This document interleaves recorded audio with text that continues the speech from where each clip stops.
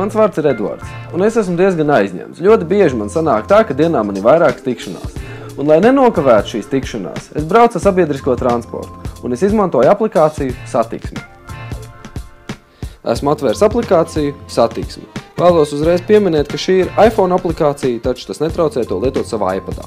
Tātad, ko mēs redzam? Šeit ir autobusu saraksts, trolejbusu, tramvaju, mikroautobusu, kas ir ļoti svarīgi, jo ļoti bieži cilvēki prasa, kur gan vispār var atrast mikroautobusu sarakstu. Tad šis ir redzams šajā aplikācijā. Un, protams, arī nakts autobusu sarakstu. Varam arī meklēt pēc pieturas, piemēram, rakstam Dzirnavu iela, un viņš meklē uzreiz reālajā laikā, kas ir ļoti forši. Un mēs redzam, pēc cik ilga laika tuvākais autobuss vai mikroautobuss vai trolejbus izbrauks no šīs pieturas, kā arī citus trolejbusus, autobusus un mikroautobusus, kuri iziet cauri šai pieturai. Un, protams, mēs varam arī atzīmēt savus favorītu maršrutus, lai mēs tos nekad nenokavētu un redzētu, cikos tie nonāk vai iziet no kuras pieturas. Lai arī šī aplikācija palīdz jums nenokavēt trolejbusu vai autobusu, atcerieties tomēr salīdzināt arī ar sarakstiem pieturvietās.